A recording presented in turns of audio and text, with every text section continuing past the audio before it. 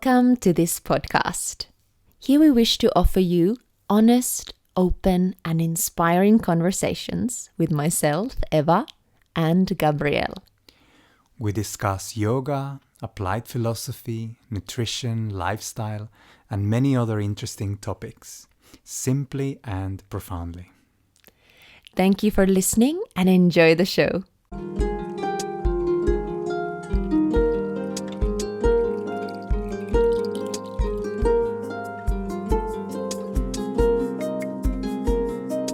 Hello, everyone, and welcome to Living Yoga Podcast with Eva and Gabriel, your co-hosts. Today, we have an amazing episode for you. We have our dearest teacher, Aadil Palkhivala, present in the show. In a few minutes, you'll get to hear from him. We met Aadil in 2015 in Helsinki, and ever since we've been his students. We've also teachers of Purna Yoga, and we are constantly educating ourselves with him. He's a very powerful figure, and I know you'll really enjoy this episode. Eva will share a little bit with you about what the credentials of Aadil are, and then we will start the episode. I remember when I met Aadil for the first time at Purna Yoga Helsinki in Finland, I was looking for a teacher in my life, and when I saw him, he needn't not say anything. His presence was speaking so loudly. And I remember the exact thought that I had on my mind when I saw him for the first time. And it was this: whatever this man is doing to have received this type of presence, I want to learn to do. Teach me everything you know, was what I thought when I saw him. And ever since then, I have been his loyal student. And so it's an honor to bring him on the show. Aadil Palkhivala comes from a family of lawyers from India, and he too is a lawyer. He's also a yoga master, an author of several books, and he has knowledge of so many different fields, including mathematics, Ayurveda, poetry, and he brings that also into the show today. Aadil was the protege of the Grand Master BKS Iyengar, whose teachings really form the foundations and the basis of yoga, almost all yoga today. For nearly 40 years, Aadil has been regarded as the teacher of teachers, as he has trained most of the top yoga teachers in the world today. He's also an editor for Yoga Journal and one of the founding members of Yoga Alliance, which at the time was called Unity in Yoga. In this podcast, we are going to discuss many different topics. You'll get to learn why Aadil is now in India. He's been living in the US most of his life. You'll get to learn a little bit of his background story, why he was born, how he was born, and how his beginning yoga practice was with his teacher, BKS Iyengar. You'll get to hear some funny stories about that period in India. You're also going to learn about the relationship between yoga and death. We discussed a little bit about that. We talked about yoga for difficult times. How do you use the practice of yoga as a support during those times? We talked about gratitude. We talked about how to bring the concepts of yoga into children, how to change habits. We discussed also many tips for teachers on how to stay at your best when you're teaching or when you are in any profession, and many other things. So I really hope you'll enjoy that conversation. And before that, Eva is going to share with you a quote from Aadil's book, Fire of Love, that we really hope you feel deep inside, and it will serve as the best introduction to the episode that is coming. Yoga is not about the shape of your body, writes Aadil, but the shape of your life. Yoga is not to be performed. Yoga is to be lived. Yoga doesn't care about what you have been. Yoga cares about the person you are becoming. Yoga is designed for a vast and profound purpose, and for it to be truly called yoga, its essence must be embodied.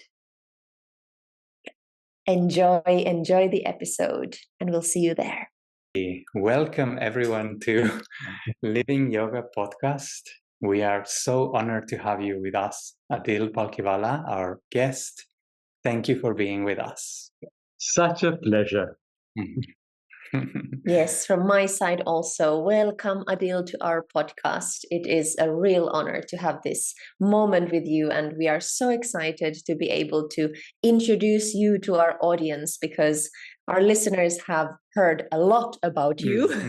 And now those of us who have not met you before will have a chance to meet you. So welcome everyone to this episode, and welcome Aadil. Yes. Thank you. Thank I you. would like to start this conversation, Aadil, asking a little bit of where you are at the moment, because you have been living most of your life in the United States. Is that correct? Well, I would say That's half. right. And now you've been for quite a bit of time in India, which is your motherland, which is where you were born, specifically in Mumbai, right? Or Bombay, I guess that's the name you would like to use. So how is it being back in India after all these years? How does it feel? What has changed? What is happening inside you as you are there in India? Well, I left India when I was 21, when Guruji sent me to, Guruji meaning BKS Iyengar, sent me around the world to spread his teachings. And I return every year for a few, maybe a couple of weeks to be with my family. But after COVID, I haven't been back for 5 years.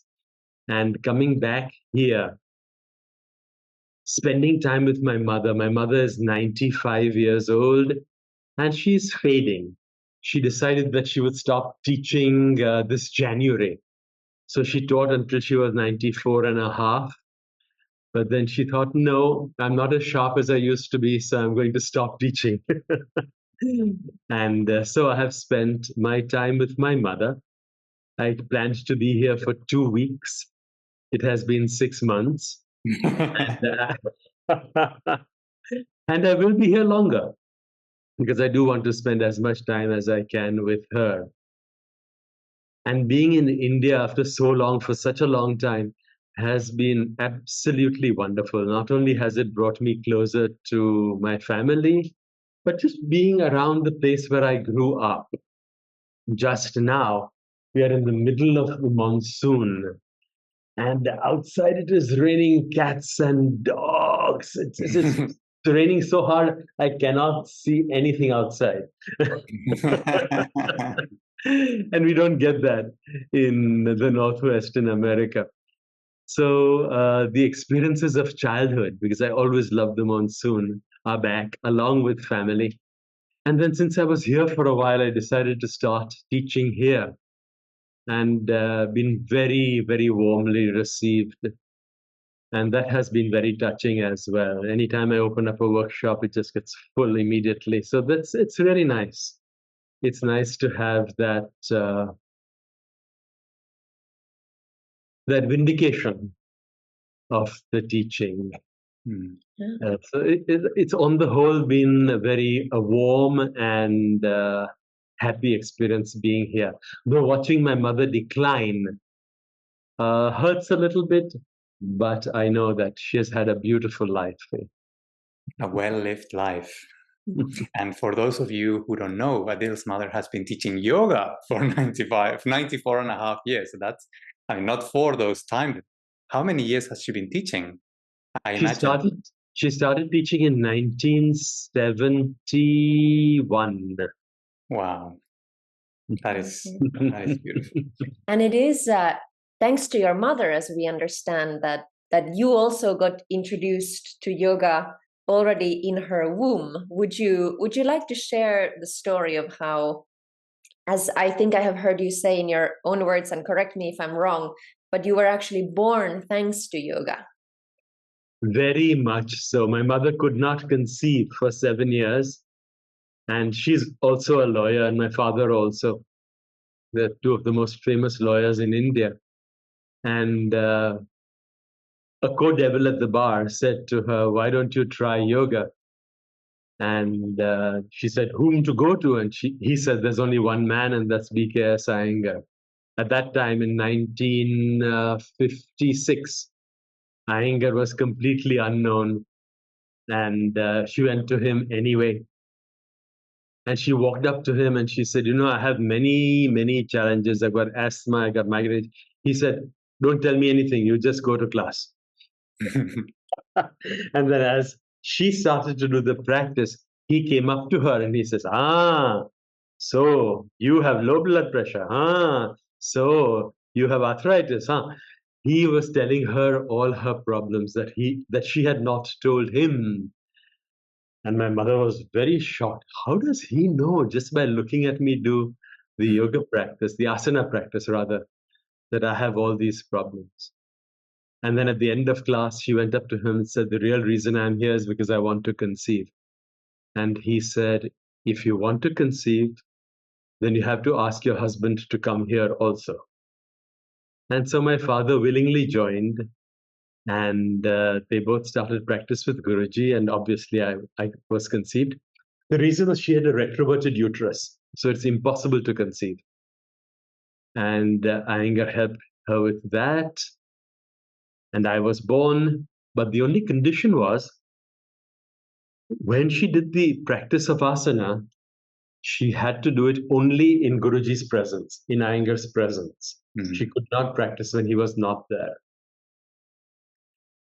And so she did that, and I was conceived and born. Then she got pregnant again 2 years later, but Guruji was in Europe. He used to go for 1 month, sometimes more, to Europe. So she did not practice, and she miscarried.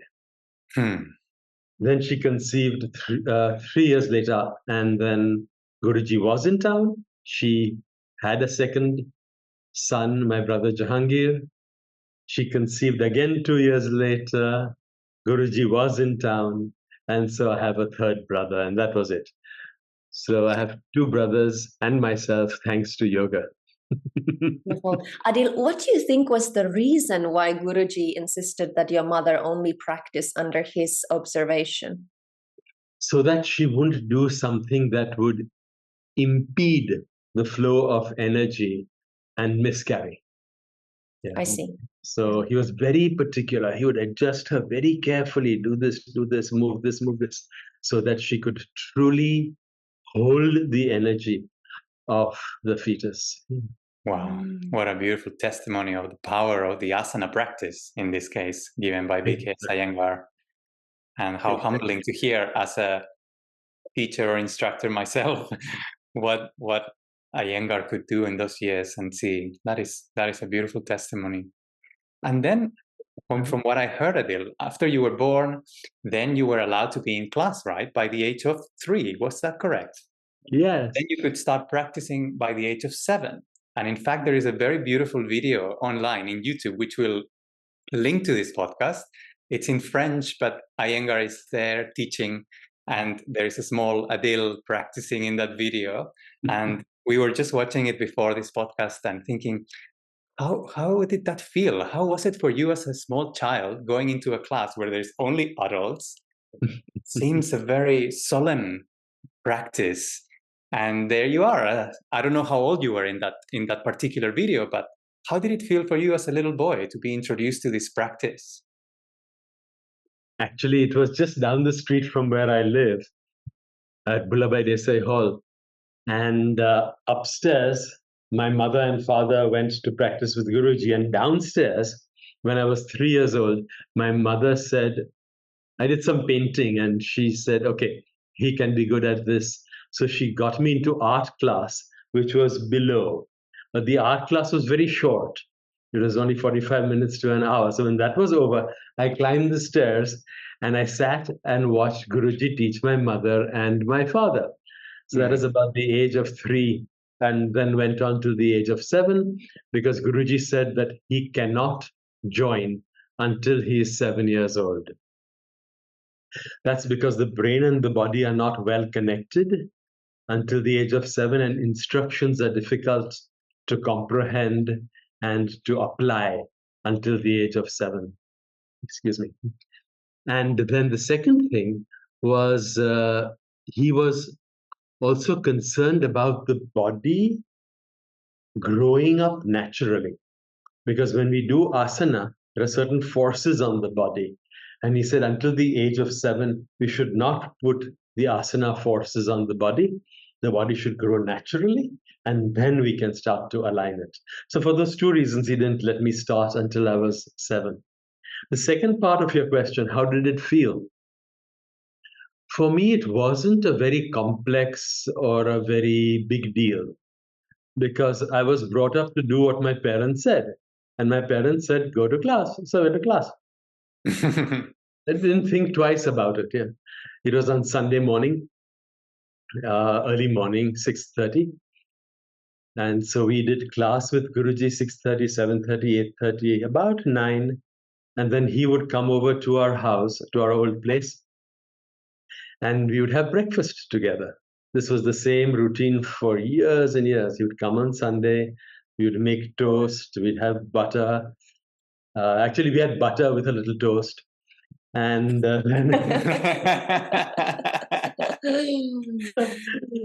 and he would drink 1 cup of freshly made coffee, and there'd be jam, and he'd eat that meal with us while telling us stories about where he has been in the past few weeks, months, years. Then my mother would get him into her car and drive him to the railway station, and he would go back to Pune, where he lived. So that was the routine, and it was just part of life. Mummy said, go to class, so I went to class. So there's no question of rebellion or, oh my God, they're all adults here. It's just what your parents say you do. So the connection with BKS Iyengar was very intimate from the very beginning, right? Yes. And I'm writing a book about it, actually, My Life with Guruji. And it was very, very intimate. Yeah, he would come and stay with us. His wife would come and stay with us, Ramamani. And the kids, all of them would come. All 6 kids would come, and they would all stay with us, and she would cook. And it was very, very intimate. Yeah. Mm-hmm.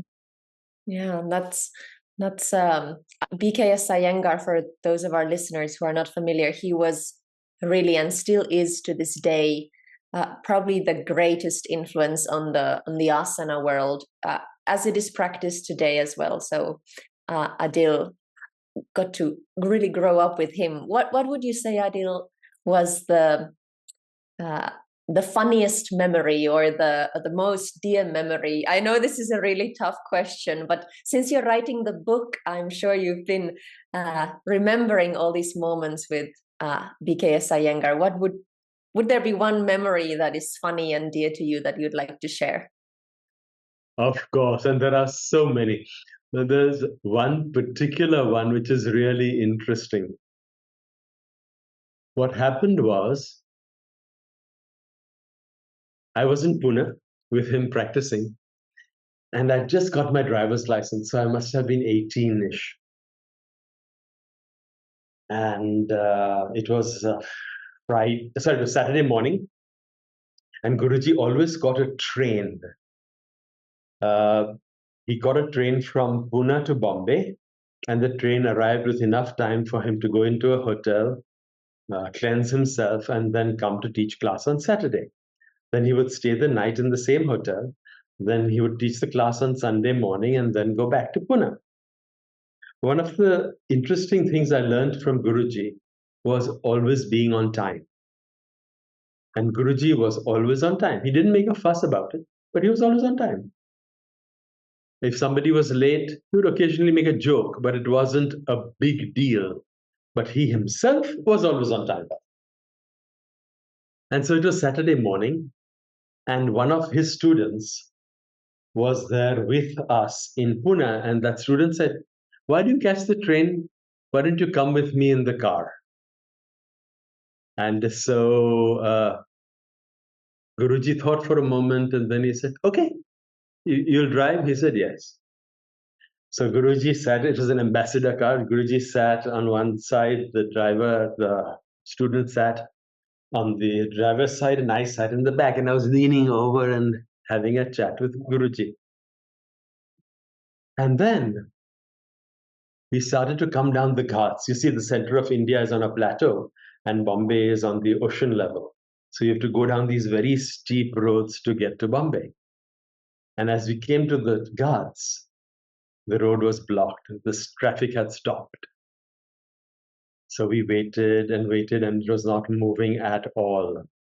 And Guruji started looking at his watch and saying, it's getting late, it's getting late. And soon it started to get later and later. And then we said, oh my God, he might be late now for class. So I said to him, I said, Guruji, with your permission, I would like to drive, and I'll drive down the wrong side of the road. You know, the car's coming up. We are blocked going down. And he looked at me and he said, you can do it? So I said, yes. 18, you can do anything, right? I said, yes. So he said to a student, get out, let him drive. And the student opened the door, and the ghats are like 2,000-3,000 feet straight down, and we were on the edge. So he gingerly opened the door, climbed over, and I climbed over the seat and jumped over into the driver's seat.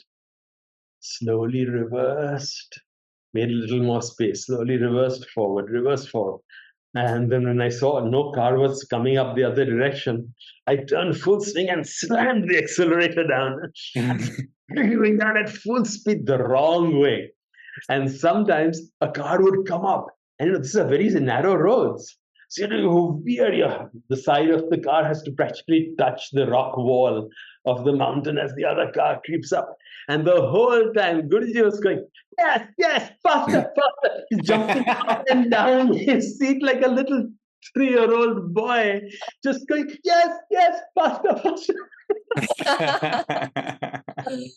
I still have that image of him sitting next to me, bouncing up and down and saying, yes, yes, clapping.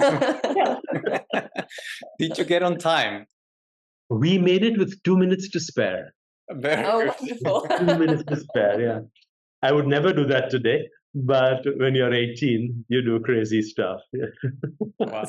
That's right. Oh, that's a very funny story, yeah. And it speaks also to Iyengar's lightness and humor. So Absolutely. He was full of fun. He loved to do fun things, adventurous things.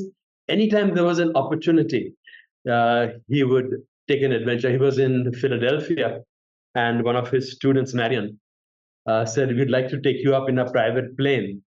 And it was a training plane. So it had a pilot, co-pilot, and you could switch the controls. And so about halfway, the pilot said, would you like to try to fly? And he said, sure. And he said, tell me what to do. So this is this, this is this, this is. He was quick as he was incredibly bright. He said, okay, let's do it. And so he switched controls. And then Iyengar started flying the plane. And then he decided that it wasn't enough just to fly. He was going to do acrobatics. So he started to move the plane left, started to open right, and then did one complete reversed circle. Oh my God. Yeah. He was like that, just full of life and adventure. Wow. Full. That is a beautiful quality also to remember, because I think there is a big misconception in the yoga world that as you evolve in the path of yoga, it should be a very serious, very withdrawn, and almost no humor at all, which has been the complete opposite experience of meeting you. And now it's just like now we're having so much fun talking, and when we had dinner or met in other occasions, it's always laughter. In class is also like this.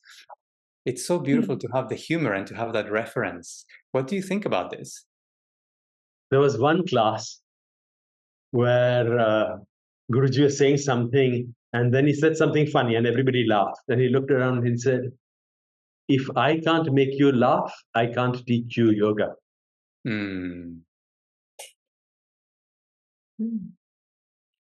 So yes, all that stoic or holier than thou-ness, it's appropriate for some people. It's not me. It's not how my teacher was. It's not how my family is. We are laughing all the time, laughing, hugging, enjoying life. Yeah, just enjoying life. Wow. Even this morning, I spent half an hour just hugging my mom, lying next to her and just hugging her, embracing her. That's just how it is. Yeah. That's really beautiful. I think I would like to ask you, Aadil. We have been communicating, and my mother is also going through severe health challenges at the moment, recovering from a big surgery. And we have also been hugging lots. So it touches base when you are talking about hugging and laughter. And so I guess when all of us go through loss of loved ones or our loved ones getting ill, yoga can be there to support us in that process. And so I would like to ask you, how is it for you, and what would be the word you would give to others in similar situations? How does the practice of yoga support us in these difficult times of life? I'm glad you used the word yoga and not asana, because asana is really not designed for that. It's designed for opening up my channels, for freeing up my energy, for developing myself. But yoga, the philosophy, applying that philosophy to our day-to-day life is the critical element that allows us to go through difficult times. When we realize what death is, when we realize why we are born, when we realize the flow of energy, the coming and going, when we realize the karmic connections between our past lives and the moment, these philosophical insights and the application of them to life create a sense of security. Yeah, when my mother goes, that's okay. It'll hurt me, of course, because I love her. But she's letting go of a piece of clothing that she has worn, her body. Her body is just like a cloak that you put on, and then you let go, and then you put on another cloak, and then you let go. We realize that the philosophy, and not just the mental knowledge of it, but the feeling of it, you feel that death is not the end, that your soul is everlasting, and that one life simply leads to the next, and that all the lessons that we learn in our lives are held by our soul and used in the next life. That's why we sometimes use the phrase an old soul, because there's so much wisdom in the person. So it's the philosophy. I have come to understand through my studies with you and my experience that it is not so much the death that makes it difficult, but the attachment that I have for, as you said, the cloak, the cloth, the body, the attachment is what makes it hard. The resistance is what makes it hard. And I have found that is where the yoga truly helps in transforming the attachment and the fear. So actually, Eva, there are two things. One is my attachment for the person, and the second is my regrets. So when we have a relationship where there are no regrets, it is so much easier to both die yourself and to let somebody else go. That whole thing about regrets. Oh no, I wish I had. Which is why I'm staying here. I don't want that regret. I wish I'd stayed longer with my mother. That regret is very heavy. And of course, the second thing is the attachment. And so I'm practicing the practice of, I let you go, mommy. I let you go whenever you are ready. I love you. I'd like you to be here forever. But whenever you're ready, I won't hold you back. I won't put all sorts of pipes into you and force you to be alive. When it's time for you to go peacefully. And my mother said that. She said, I will never go to a hospital.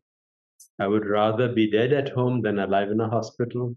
So do not ever take me to a hospital. She knows when the time is there, it's time to go. Yeah. Oh, that's a beautiful reminder about regrets. Thank you for that. And in this similar topic, Aadil, what is the relationship between the practice of yoga and the concept of death? Because if I remember hearing you correctly, once you mentioned that Ayurveda is the science of life and yoga is the science of death, right? Is that a correct quote? I don't know if I'm misquoting. It is an absolute quote. This is from a keynote address I gave at Bastyr University. Yeah. Mm-hmm. So how would you elaborate, or could you please elaborate more on this concept? Absolutely, yeah. You've read my book, Fire of Love, right? Yes. My last chapter, which is the chapter on love, I talk about the study and regrets and how it works with life and death. In the yoga, the concept of death is simply a concept of a pause. There is an evolutionary growth during life. And then at the end of life, the soul takes a pause. Take some deep breaths and say, now I absorb the information, the experiences of this life, and now I move on to the next life. So when I feel that, when I feel it, then the fear of death simply cannot exist. But could you repeat the initial part? I'm just asking somebody to close the door here. Yeah, I think the initial part of the question was Ayurveda is the science of life and yoga the science of death. Right. And what is the relationship between the yoga and death itself? Like how a yoga student, someone who is in the path, should face the concept of death. I think you have already explained it a little bit, but you can go deeper. Yeah. But when I say yoga is the science of death, what I mean is it's one of the most important moments in your life. Mm-hmm. In fact, it's often said that life is nothing more than a preparation for death. So, when we live a life without regret, when we live a life of joy, when we live a life of meaning, then death is not a burden. Do you follow what I mean? Absolutely. Mm-hmm. Yes. Yeah. Yes. Meaning is so important. And in our society, I think in the modern world, at least in the West, this may be different in the East, but death is something much hidden. It's not talked about. It's not, who was it from the ancient Stoics who said that man lives as though he's immortal, and simultaneously he fears his death. So it's a conundrum that creates lots of turmoil within. And I guess that is, sometimes my students ask me, how are you with, your parents being ill? How are you coping? And I say that it is a highway for me as a student of yoga. It is a highway of evolution. It is really a blessing in the sense that it speeds up my growth, and I'm grateful for that. It's not easy, but it speeds the evolution. Yeah. It's not that the knowledge does not create sadness. It's that the knowledge gives me freedom. For example, when my best friend Forrest died suddenly of cancer, we had no idea he had it. It was deeply sad. I felt very deeply sad. When my father died, I felt deeply sad. When Guruji died, I felt deeply sad. I cried for 4 hours nonstop. But then that grief was out. I knew it in my mind. I understood where things were going, and I was at peace. So it's that freedom that comes from inner peace, which does not take away the sadness, but gives you that freedom of peace.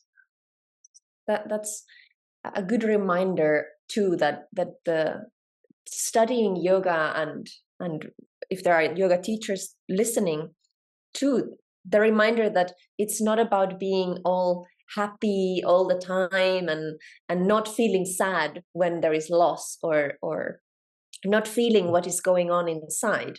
That's not what the practice is about. As you said, we feel, but then the practice leads us to the peace at the end.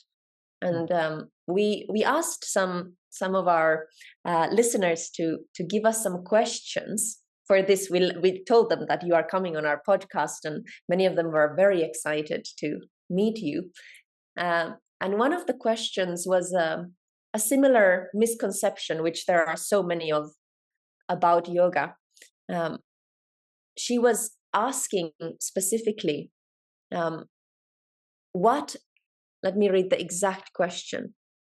Modern, quote unquote, she wrote, yoga is a lot about fads, gimmicks, and trends that take us away from its roots, traditions, and real purpose. How do you, Aadil, see the future of yoga's evolution, maintaining and respecting its roots? Beautiful, beautiful question. That's one of the reasons I started the Instagram account, which, that is just to remind people of the authentic yoga. There is one quality which is very profound, that is the result of a good life, a good practice, a good upbringing, and that is viveka khyati, discernment, being able to discern.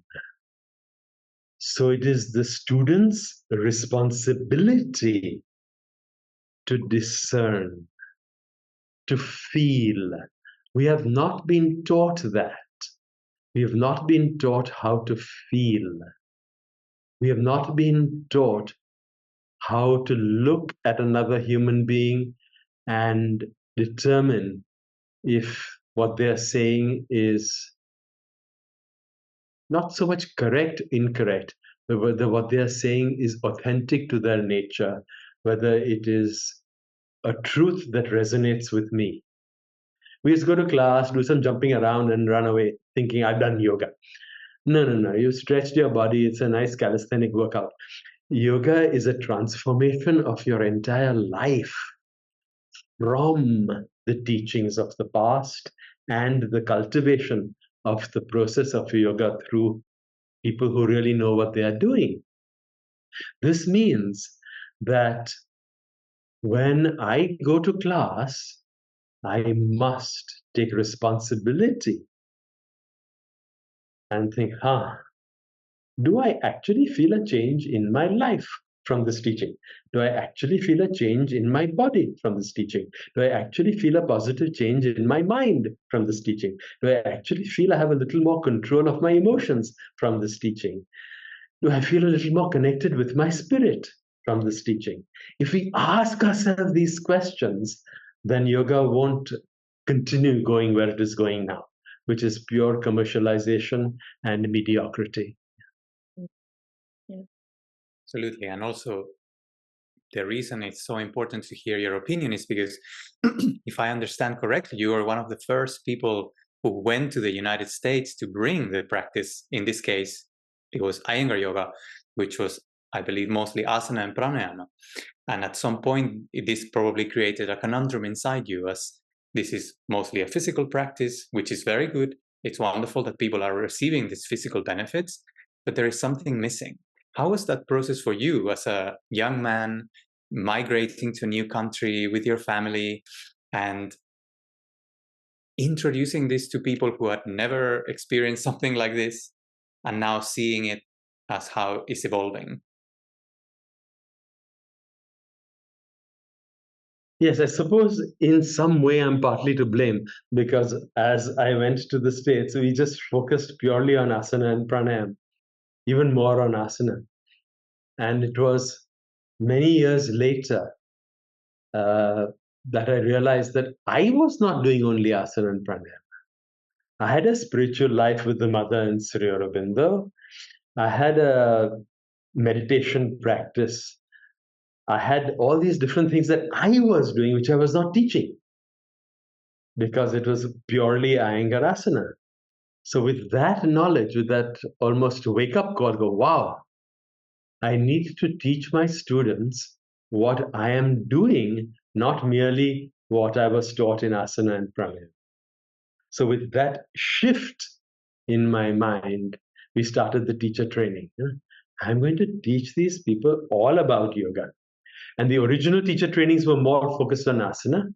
And if I ever do another teacher training, it's going to be just minimal asana, enough to keep the person healthy, well, and focused. But it's going to be the whole of yoga. So as we evolve, the yoga itself evolves. And I found that in the teaching, that I had to evolve enough that I was willing to say, no, I will not only teach asana, I'm willing to move away from the Iyengar method and not deny it, embrace it, but add to it the work of spirituality and nutrition. Which is so important, and we've talked a lot in this podcast about. Absolutely.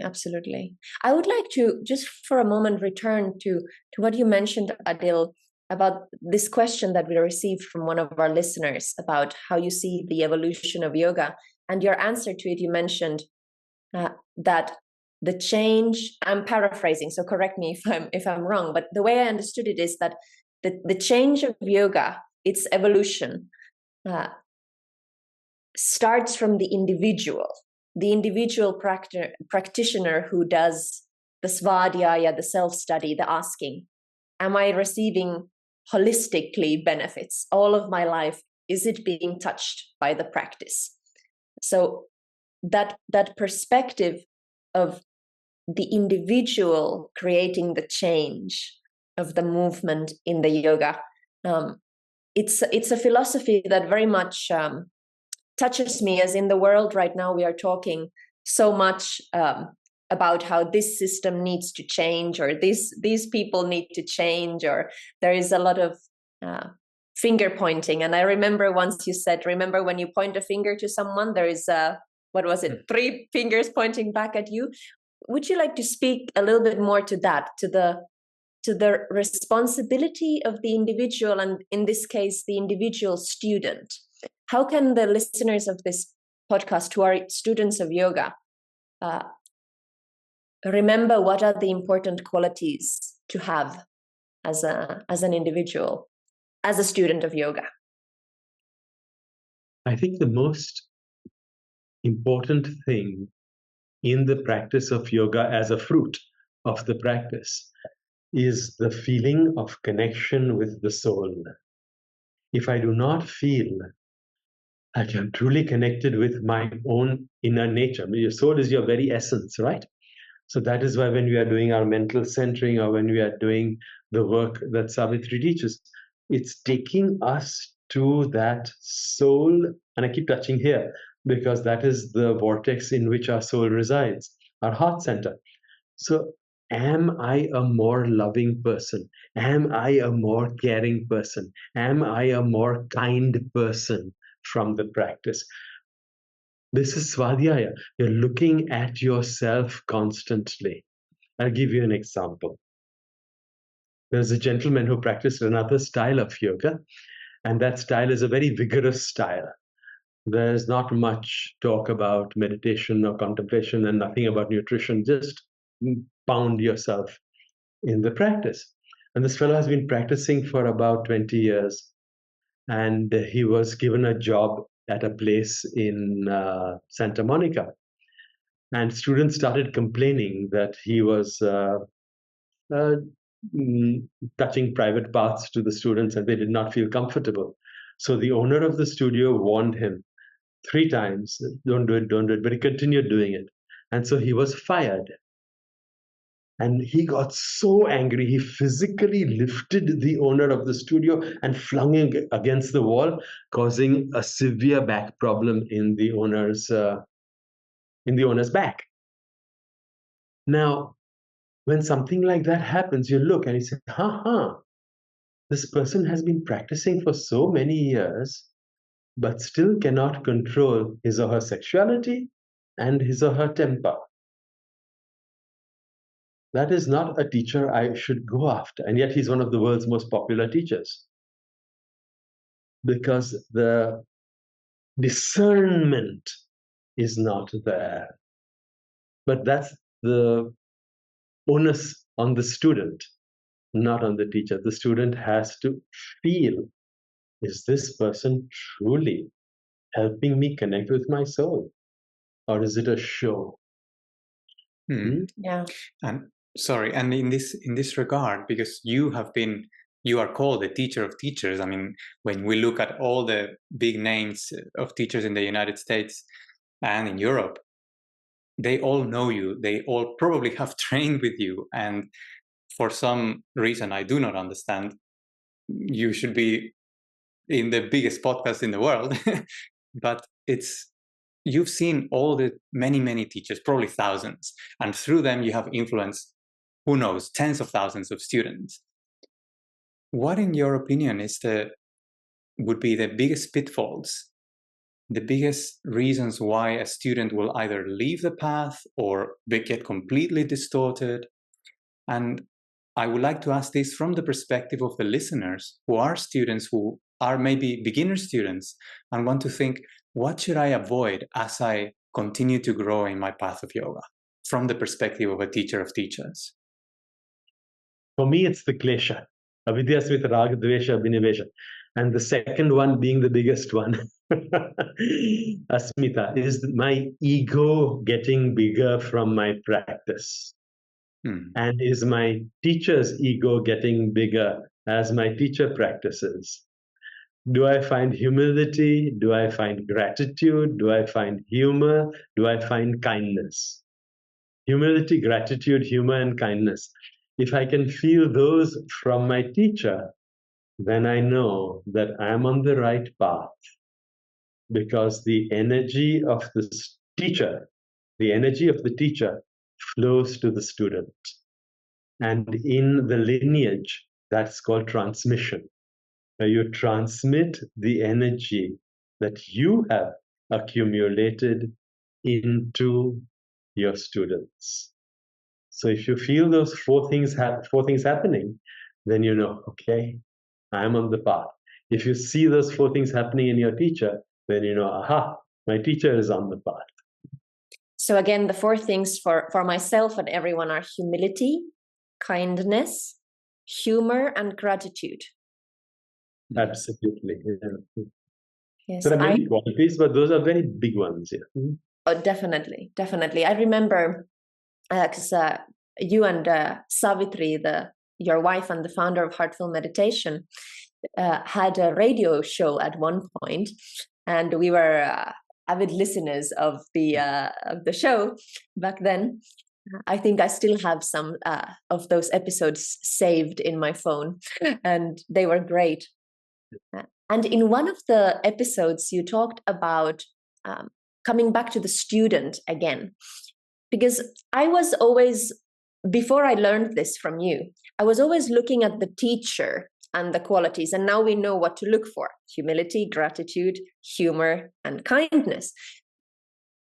But it wasn't until I listened to that talk with you and Savitri that I realized that I, as a student too, and we kind of touched this already earlier, have a responsibility equal almost to that of the teacher's character, that and this is coming back to the svadhyaya, the self-study, the asking myself, am I being receptive? What in me is resisting the teaching? Because sometimes I've definitely been there. My teacher asks me at the beginning of the yoga class or at the end to bow my head and to feel gratitude for my life. And not so much today anymore, but at the beginning, there was a part of me that was resisting feeling gratitude. So what is this, for the beginning students, what is this inner resistance? Why? It's kind of absurd to think that there is a part in me that is resisting being grateful. Could you speak to that a little bit? What is this inner resistance? Is it asmita again? it may be a smita, but Eva, for the most part, it is unfamiliar. It is new. Gratitude. Why should I feel gratitude for my life? You know how many problems I have? You know all the things that have happened to me? Yeah, I'm not talking about superficial gratitude. I'm talking about gratitude. I read an article this morning about people who are dying and what really changes them around to have a peaceful death. Gratitude. But it was not the gratitude for massive things, it's gratitude for the ability to see, gratitude for the ability to walk, gratitude for the ability to breathe, that you're not in an iron lung, gratitude for all the stuff that we take for granted. But we are not taught to be grateful. Most of our teaching is, as you said earlier, point the finger at somebody and make blame the salient point of your life. I can't do this because there's all these reasons and justifications and all that. So gratitude has taken a back seat. So when you first introduce the concept, especially as a teacher, it would be nicer to say to a beginning student, just be grateful for the fact that you have a body and you could do a practice. So there's something to be grateful for, something to latch onto, because obviously they don't feel full gratitude for their life and they are there for that purpose. Hey, something is not working, that's why I want yoga. That's right. Yeah, the concept of gratitude it's been so cliched in the world, and yet it's such a powerful force, and so powerful that when we teach our yearly retreat in Spain, and this year in April, it was the theme of the whole week. And to see the transformation of the students who got to spend 7 full days immersed in Purna Yoga, not just asana, but full Purna Yoga meditation and all the rest. To see the transformation at the end of the retreat, we talked to students, we made a circle, and many of them said, what I take from this retreat is that finally I learned to feel gratitude. And people were in tears expressing this, and it was so touching to see the force of a concept that we hear in movies, we read it in books, we may be hearing it from a yoga teacher occasionally in a class, and yet just that single concept can be a life transformational concept. I agree totally. Yeah. Yeah. Well, we also received a question from our listeners about children. So how can we introduce yoga and the concepts of self-study and asking ourselves these questions, and viveka kyati, the discernment, gratitude? How can we introduce this? It was specifically yoga, not only postures, because you mentioned, as we were talking about your life story, that up to the age of 7, postures, asana was not introduced to you by BKS Iyengar because of the reasons you gave. But after the age of 7, what kind of postures would you recommend starting with children, and how to bring these yogic concepts into the lives of children today? We put our children in school and we give them an education. It's the same thing. This is just an education. The best way to get an education is to live what you're teaching. So when I see my parents behaving a certain way, I go, aha, that's what I should do. Because for a child, a parent is like a god. They don't know the concept of God. They don't know the concept of an eternal being that pervades all matter and the universe. No, they just see this person doing certain things. And so when I, as a parent or as a teacher of children, act in a certain way and then explain my action to the children, that is powerful. So, oh, I was about to get angry, and then I stopped and I thought, wait a minute, is there any need for anger? No. I can take a deep breath and I can feel good things. I can be grateful for my life. Now I'm not angry anymore. I've explained what I just went through to a child. The child goes, oh, that's how it is done. So by going through it yourself and by explaining to the child what you've done, that is powerful teaching. Mm. And this brings me to the idea that many children in the world, I would dare say most children in the world, don't have the privilege of receiving such an upbringing, because unfortunately the parents, our parents, in my own upbringing, there were many things that were at fault, and they were just trying to do the best with what they had. So we're not here to blame anybody, but the truth is that many of us did have upbringings that were challenging, or we didn't have the luck to have such an education.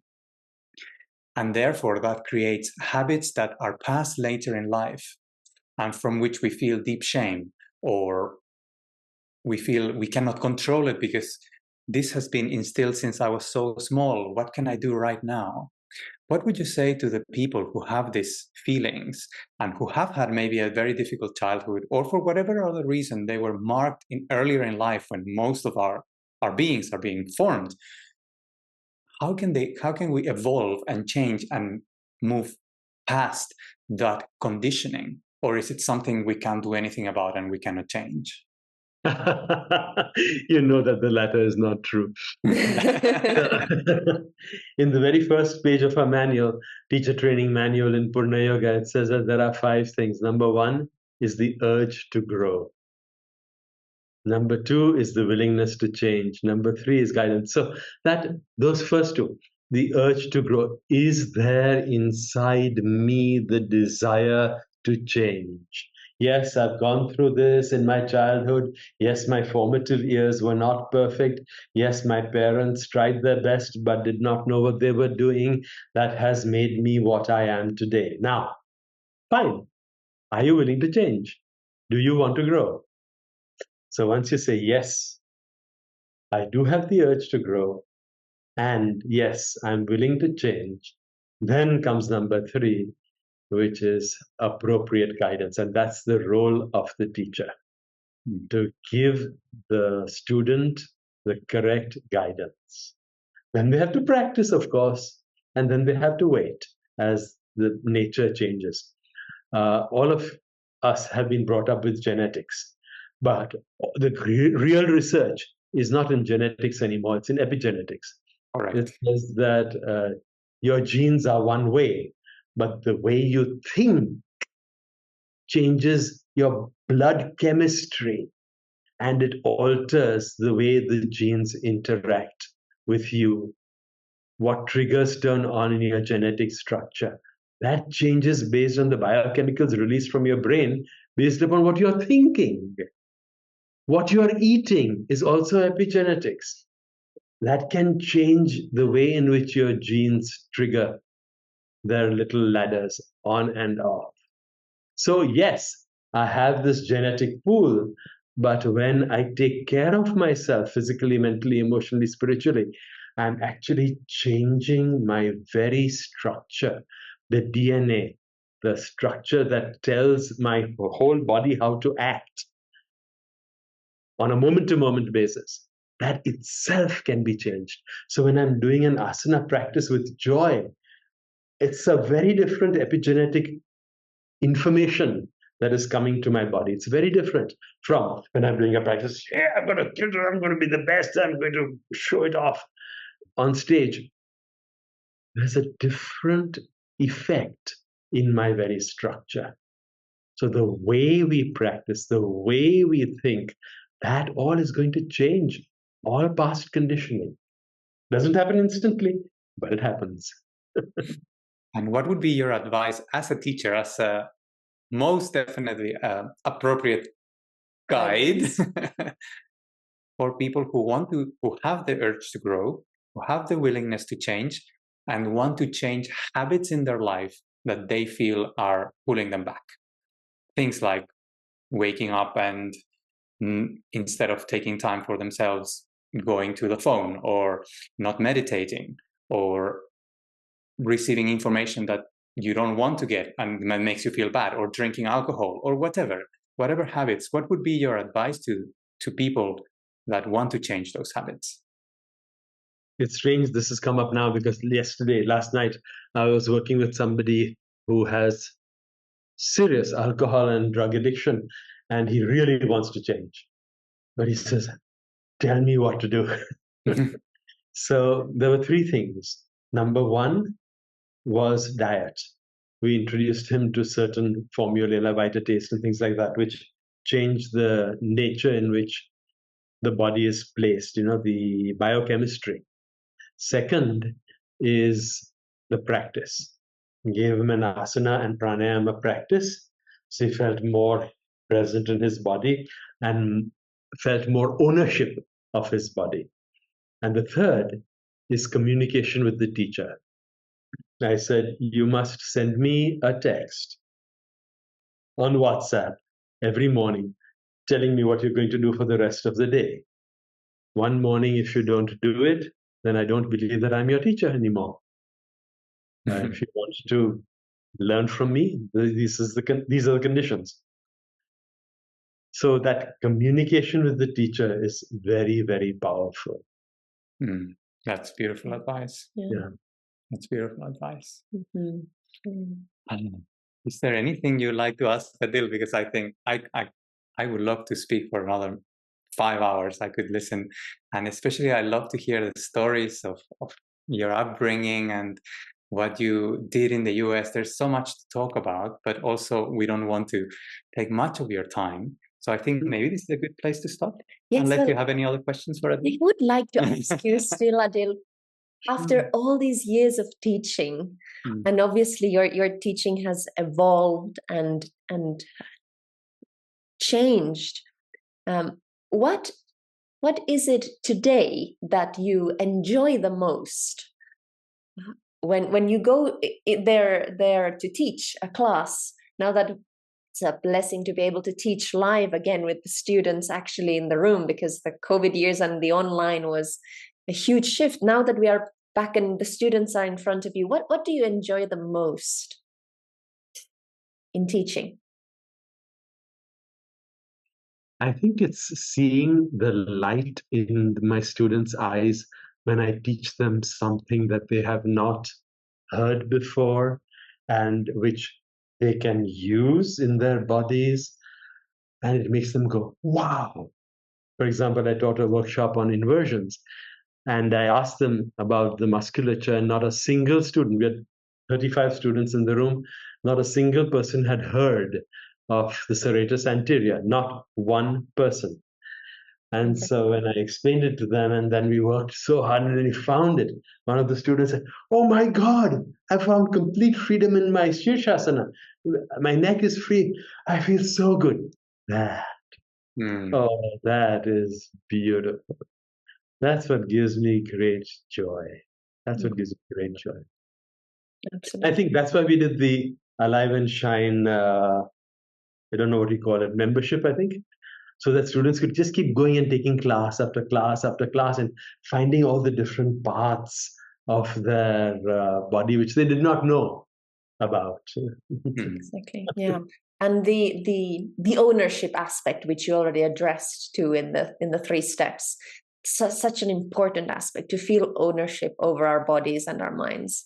Well, as a final question, Aadil, we both are Purna Yoga teachers trained by you, and we love teaching. It's still something that I just feel a calling to do in my life. And so, but of course, there are days in which maybe we have not been able to sleep as well, or there has been travels. You have traveled around the world several times teaching in different countries, different time zones, different cultures. As a teacher and your student, how do you do it to teach on days when you are very tired or something difficult has happened just before you enter to teach? How do you do it to teach at your best? Beautiful. Two things. Number one, plan ahead so that nothing happens just before class. So even for this podcast, I did not look at any of my phones for at least 2 hours before the podcast because I want to be present. The phone will tell me this, somebody will complain about it. No, I want to be prepared ahead of time for everything I do. And the same with my teaching. There's nothing scheduled before my class, whether it's online or whether it's live. When I'm going to the class, I tell everybody in the car, please don't speak. I'm trying to connect with the yoga force. I do not want any disturbance or distractions. I always have a shower just before I teach because that cleanses the energy. So these are the little tools I use. The second thing is sometimes it's just unavoidable. Something happens and there's a tension in your life which makes you either very tired or your mind is distracted. That is the time we apply our yoga to ourselves. That is the time you shut your eyes for a few moments. You take the deep breaths, you do some mental centering, touch your heart center and ground yourself.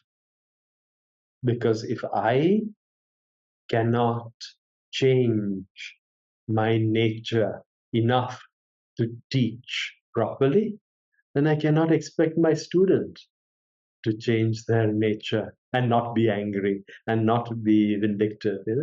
So these are the two things. One is preparation, and the other is using the tools that we have in Purna Yoga. Mm-hmm. Beautiful. That's Thank you, Aadil. very important advice. And I think that applies to anyone in any profession that is not only for yoga teachers, but for everyone who really wants to be present and not be a mediocre person. So Exactly. Yeah. I think that's a good place to stop. Thank you so much, Aadil, for this time that you have given to us and to all the listeners of this podcast. I am sure that this will go far and wide. I hope will also serve as an introduction for people to you, for those of you who are not yet familiar with your work. And I would also like to give you a moment to let people know where they can find you. Where is your Instagram? And if they want to learn from you online, I know you have amazing online programs. So how can people find you? On Instagram, it is Aadil Yoga, Aadilyoga. I don't believe in putting my name before yoga, but if I put yoga Aadil, it becomes 3 A's, and that's a little bit too weird. Yes. So it's Aadil Yoga. And through that Instagram, they can find everything you're doing, right? Is that correct? I think so. And also our websites. Also, I would really suggest people buy the book, Fire of Love. They can buy it from the studio in Helsinki at Yes. Nicholas Place, because it concentrates the practice of yoga in day-to-day life. So the chapters are not on Shirshasana and Sarvangasana. The chapters are on dharma and wisdom and respect and integrity. This is how we live our life as we do yoga. So that's an important read, not just a read, an important reference. So you're always looking at it. Yeah. And it is a beautiful book, and it is so artfully and just sweetly written. It's a pleasure to read it. I have read it from cover to cover several times, and I always return to it. It has beautiful quotes. So definitely, if you don't have the book Fire of Love from Aadil yet, we highly encourage you to. And if you're not in Helsinki, you can find it surely in Amazon. Is that correct?